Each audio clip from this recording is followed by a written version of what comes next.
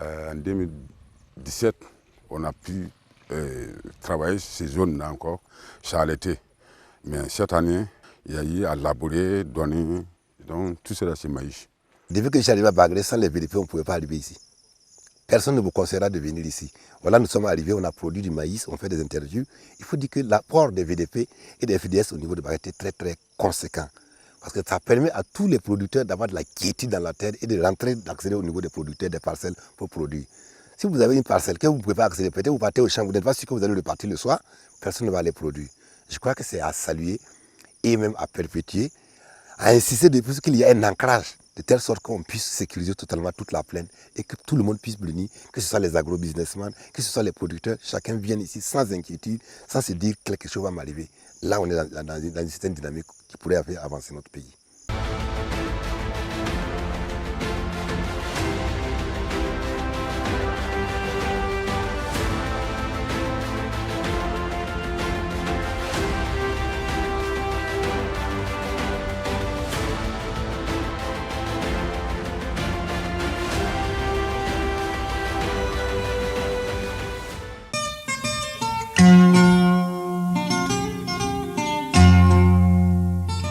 Cela fait bien longtemps que les producteurs agricoles avaient perdu l'espoir sur les plaines agricoles de Bagré dans la région du centre-est.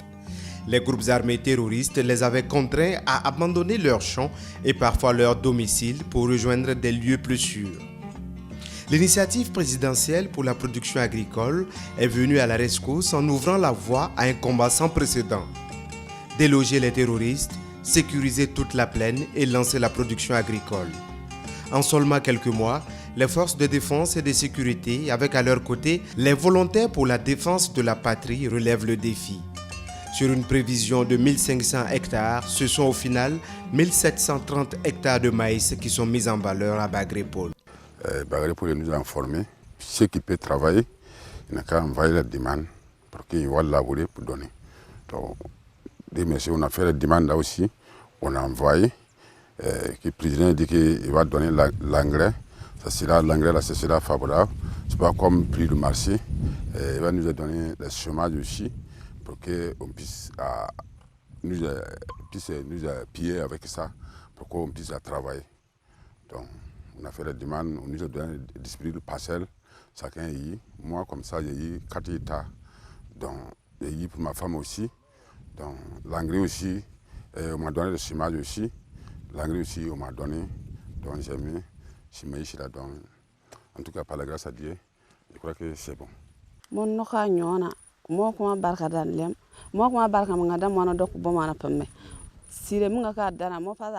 Quand on m'a parlé de cette initiative, c'était comme dans un rêve. Je ne sais pas comment remercier le président. Mon mari est malade et couché à la maison.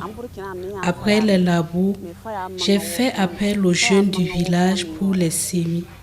Les jeunes ont filmé et montré cela à mon mari, qui malgré son état, a voulu se rendre au champ pour savoir qui est venu nous sauver.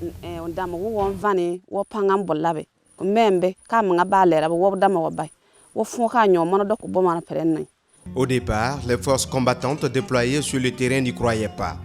Comment sécuriser des milliers d'hectares et dans le même temps produire du maïs?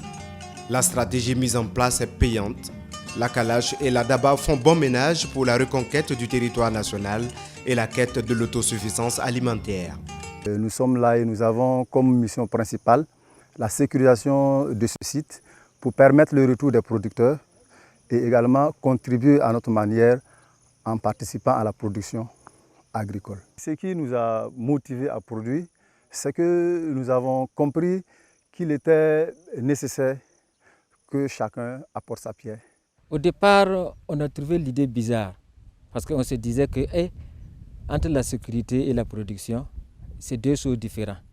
Mais nous avons remarqué quand nous sommes revenus ici, dans un premier temps, ça a rassuré la population.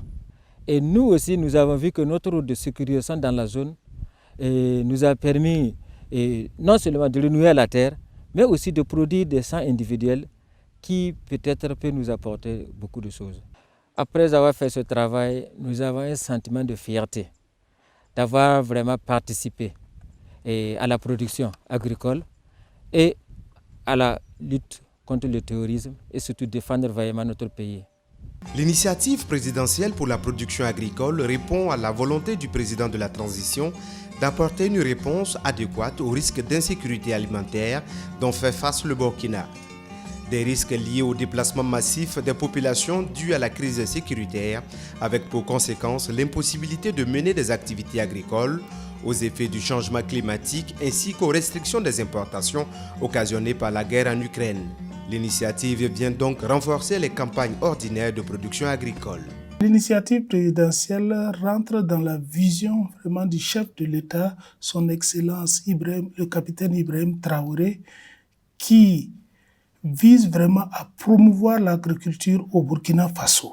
Il estime que le Burkina Faso a tout un potentiel pour pouvoir s'autosuffire en alimentation. Nous avons les terres, nous avons une pluviométrie, nous avons assez d'eau dans le sous-sol et même une pluviométrie assez intéressante qui puisse permettre aux bonnes variétés améliorées développées par la recherche de boucler leur cycle et nous permettre de nous autosuffire en question alimentaire. Dans la région du centre-sud, de nombreux bas-fonds aménagés sont pris d'assaut par les producteurs. Cette plaine risicole dans le village de Zamtanga, dans la commune de Manga, est exploitée par la coopérative Nong Taba créée en 1989.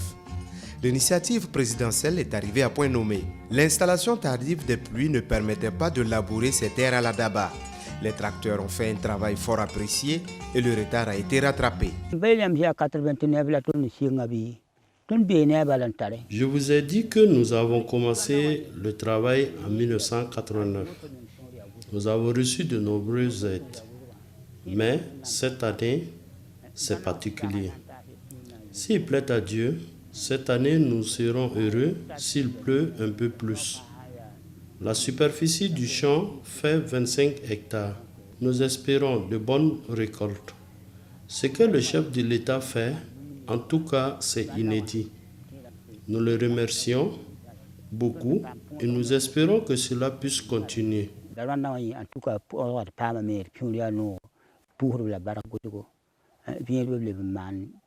Les femmes, très actives sur ce site, veulent faire plus. Elles souhaitent avoir le matériel nécessaire pour la transformation du riz. Nous remercions grandement le chef de l'État pour cette initiative et surtout l'action des VDP qui nous sécurise. Que Dieu le bénisse. Nariou est un village situé à 10 km de la ville de Sabou, dans la région du centre-ouest. Depuis de nombreuses années, ces producteurs se sont spécialisés dans la production du riz. L'initiative présidentielle vient apporter un coup de pouce pour de meilleurs rendements. Dès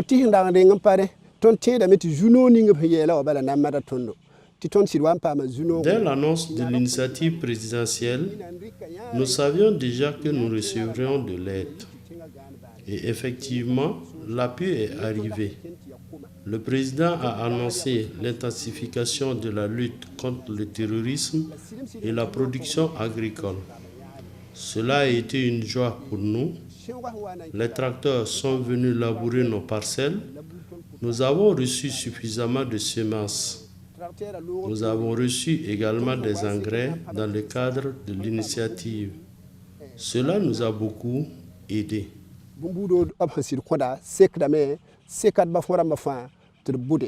Pour une mise en œuvre réussie de cette initiative du chef de l'État, tous les bras valides de la nation jouent leur partition. Dans le centre pénitentiaire agricole de Baporo, au Sanguier dans la région du centre-ouest, les détenus dans le processus de la réinsertion sociale contribuent à l'atteinte des objectifs de l'initiative. Plus de 40 détenus cultivent sur 44 hectares de sorgho, de maïs et de niébé.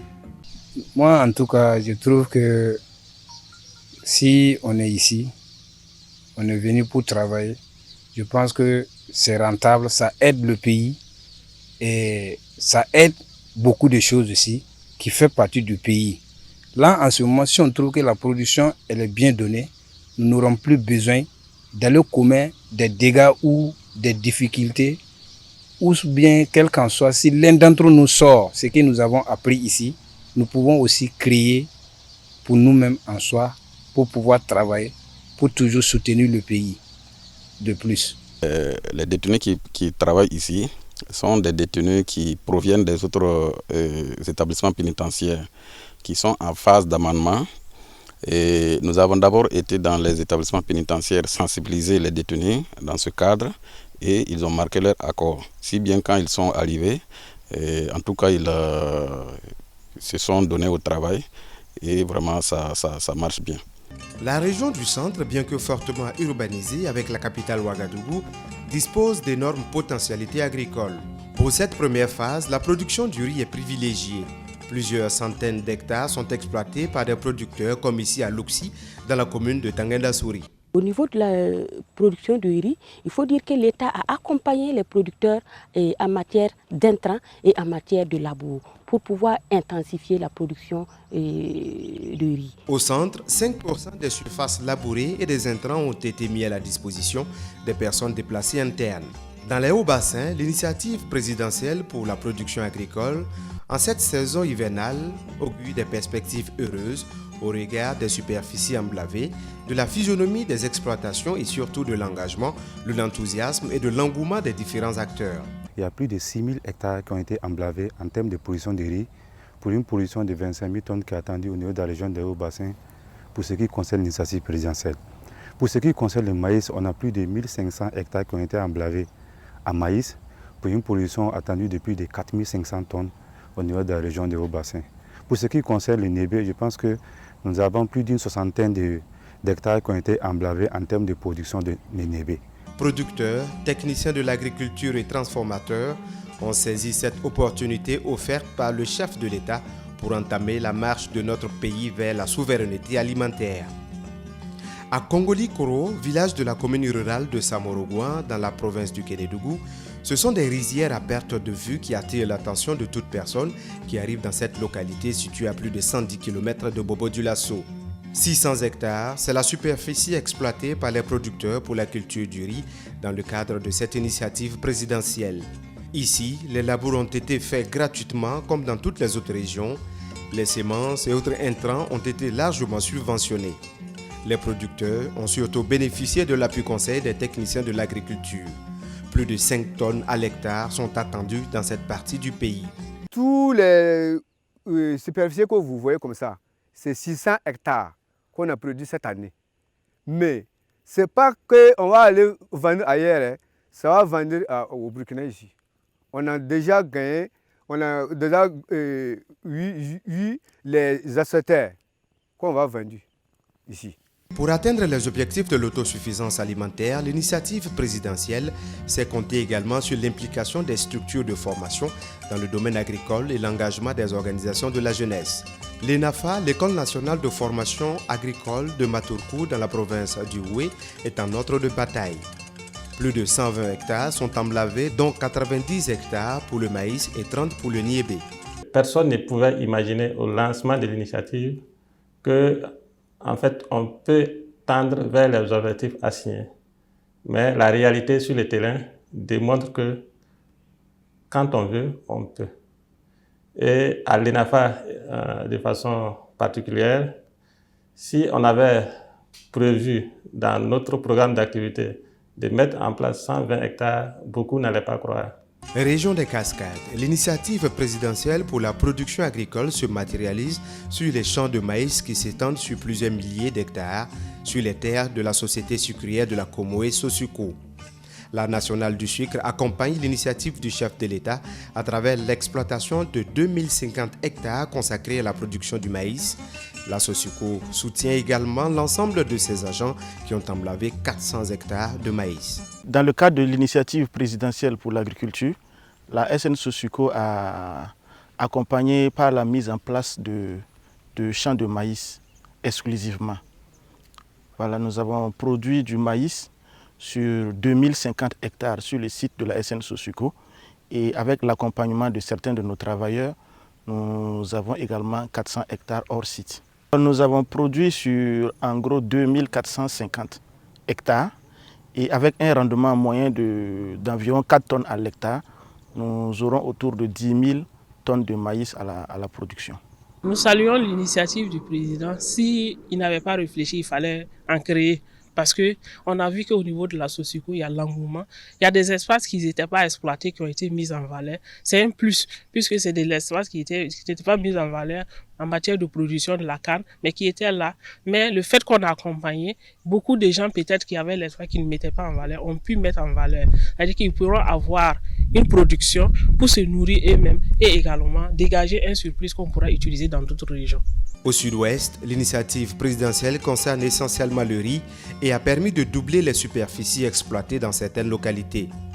Dans le village de Bagané, situé au secteur 5 de la commune de Diebougou, la coopérative ICA a saisi l'opportunité pour étendre l'exploitation de ce bas-fond à 25 hectares. Vraiment, nous avions d'autres accompagnements, mais cette année, c'est particulier parce que l'initiative présidentielle pour la production agricole de cette année nous a accompagnés pour les labours de 265 hectares dans la région, c'est-à-dire dans les deux provinces, Yoba et Bougouriba, et accompagné en semences et en intrants, c'est-à-dire les engrais. Et cet appui-là a été la bienvenue parce que notre région ici, notre problème principal surtout, ce sont les labours et aussi les engrais. Parce que d'autres même voulaient produire, non pas les engrais, d'autres voulaient produire, n'avaient même pas de quoi labourer. Cette initiative est venue réveiller certains qui dormaient même. Et ça nous a permis d'étendre nos superficies. Et pour ça, nous estimons que nous pouvons récolter plus que les autres années. L'initiative est bien parce qu'avec les autres structures qui venaient nous soutenir, ça venait en retard et la quantité des intrants qu'on gagnait là ne suffisait pas. Avec cette structure-là, sans mentir, les intrants qu'on a gagnés là, ça suffit, largement. Pour une mise en œuvre réussie de la production agricole lancée par le chef de l'État, tous les moyens de la chaîne sont pris en compte. La recherche, à travers l'INERA, l'Institut national de l'environnement et de recherche agricole, la Farakoba, s'occupe de la mise au point des semences. Ici, comme spéculation que nous avons cultivée, nous avons le niébé et le maïs. C'est au niveau de la station Farakoba. Au-delà de ça, sur notre deuxième site, qui est à Bama, nous avons une production de semences dans le cadre de l'initiative production de semences pour rendre la disponibilité des semences dans les campagnes à venir. Il y a les variétés pluviales, les variétés irriguées et les variétés bas-fonds. L'Union nationale des producteurs sémenciers et la centrale d'approvisionnement en intrants et matériel agricole sont fortement impliqués pour la mise à disposition d'intrants et de matériel de qualité. Ces différents apports contribuent grandement au succès de l'initiative. L'Union a fourni plus de 300 tonnes de semences toutes variétés confondues. Et également au niveau des intrants agricoles, je pense que la CAIMA a été approchée également. Et il y a eu plus de 3000 tonnes d'engrais chimiques et plus de 3000 tonnes d'engrais organiques qui ont été distribués aux producteurs dans le cadre de cette initiative. Alors, la campagne a eu un démarrage très difficile, d'autant plus que l'installation tardive des pluies, la question de la cherté des intrants, tout ça faisait qu'on se posait des questions. Comment est-ce qu'on allait pouvoir tenir la campagne face aux besoins des agriculteurs? Et donc, quand l'idée de l'initiative est germée, c'était un grand rêve. Mais on s'est rendu compte au fil du temps que ces rêves-là étaient devenus une réalité. La transformation du riz local s'inscrit également au rang des défis à relever pour l'atteinte des objectifs de l'initiative présidentielle pour la production agricole. Dans ce volet également, la volonté et l'engagement des différents acteurs augurent de bons résultats pour la mise à la disposition des consommateurs du riz made in Burkina de qualité. Cette année, nous avons vraiment bénéficié. C'est une chose que nous n'avons jamais eue. C'est la subvention des intrants auprès des producteurs que nous encadrons. Chaque année, nous le faisons, mais c'est à fonds propres. Et les coûts étaient tellement élevés que les paysans même ne s'en sortaient pas. Mais avec la subvention présidentielle, et nous avons vu que tout le monde, en tout cas, on a le sourire dans les lèvres, que ce soit les producteurs, que ce soit les transformateurs, chacun est vraiment fier de l'initiative. Il fallait des initiatives comme ça, effectivement, pour booster la production. Et je suis convaincu qu'avec ce qui est en train de se passer, les résultats seront vraiment à notre attente. L'initiative présidentielle pour la production agricole dans les 13 régions de Burkina est en marche. À l'orée de la période des récoltes, de nombreux motifs de satisfaction se dégagent. La prévision de 11 000 hectares de terres cultivées avec une production d'environ 190 000 tonnes de céréales, de tubercules et de légumes est largement dépassée. Les objectifs de l'initiative présidentielle, c'était d'arriver à emblaver 11 000 hectares pour la campagne humide. Et à ce jour, nous sommes à 13 000, un peu plus de 13 500 hectares qui ont été emblavés. Et en termes d'attente de production, nous attendons à peu près à peu près 60 000 tonnes de céréales et 6 000 tonnes pour ce qui concerne les tubercules. Disons que les 13 000 hectares emblavés touchent à peu près toutes les cultures. Vous avez la riziculture, vous avez les productions céréalières telles que le maïs, le niébé, le mil, le sorgho, mais également les productions en tubercules. Voilà. Voici un peu le bilan à cette date. Après avoir fait toutes les régions maintenant, au vu de ce qui se présente, en tout cas si la pluviométrie reste bonne, il y a de très belles perspectives en termes de production et nous pensons qu'effectivement l'un des objectifs de l'initiative qui est de contribuer à accroître la production céréalière va être réalisé d'ici la fin de la campagne. Très bientôt, nous prévoyons faire venir beaucoup de matériel agricole, les mettre à la disposition des producteurs pour pouvoir vraiment atteindre les objectifs recherchés qui tiennent vraiment à cœur le chef de l'État. Il tient vraiment à l'atteinte de l'autosuffisance alimentaire et nous pouvons y arriver. Nous avons le potentiel, il manquait seulement la volonté politique et cette volonté y est, je pense qu'il n'y a vraiment pas de problème, nous allons l'atteindre. La satisfaction se lit également sur le visage du capitaine Ibrahim Traoré. Le chef de l'État, en partance pour Bobo Dioulasso, marque une escale dans la rizière de Koo-Yabiro, commune de Houndé. Ici, il constate de visu la mise en œuvre de son initiative. Le président encourage les producteurs pour le travail abattu sur les 54 hectares que compte l'exploitation. L'engagement et l'engouement des différents acteurs du monde agricole démontrent que le pays est sur la bonne voie. Le Bureau national des grands travaux chargé de la mise en œuvre de l'initiative présidentielle pour la production agricole s'organise déjà afin d'être prêt pour les cultures de contre-saison et la campagne humide à venir. Nous avons effectivement tiré le son pour que dès la campagne prochaine, au sorti de la saison sèche, nous allons commencer déjà à préparer l'intervention de l'initiative sur les différents sites pour pouvoir anticiper ce problème lié au retard dans les labours, mais également il est prévu dans le cadre de l'initiative de pouvoir doter les régions en matériel agricole, notamment en tracteurs de grands gabarits, pour justement accroître l'offre en matière de production de labour auquel nous avons fait face durant la mise en œuvre de cette première phase. On a besoin vraiment de plus d'audace parce que le monde agricole a besoin d'un grand investissement structurant. L'État, dans cette vision, nous pensons, nous espérons que l'État va accompagner, va maintenir pendant longtemps, et au minimum sur 5 ans, pour que l'agriculture puisse avoir une bonne base. Si nous accompagnons maintenant et nous arrêtons en cours de route, c'est comme quelqu'un qui a faim, et vous lui donnez à manger une journée et vous le laissez affamer pendant des jours. Il faut d'abord qu'il mange et à un moment donné, vous puissiez rationner. Nous sommes donc dans cette logique et nous avons fort espoir que si on continue dans cette dynamique, avec une bonne planification, un engagement de tous les acteurs, comme ce qui est fait, nous ne pouvons pas ne pas atteindre la sécurité alimentaire. La campagne agricole 2023 tire à sa fin. L'installation tardive de la saison des pluies a semé quelques doutes dans les esprits, mais la détermination du président de la transition et l'engagement de tous ont permis de tracer le chemin du pays des hommes intègres vers l'autosuffisance et la souveraineté alimentaire.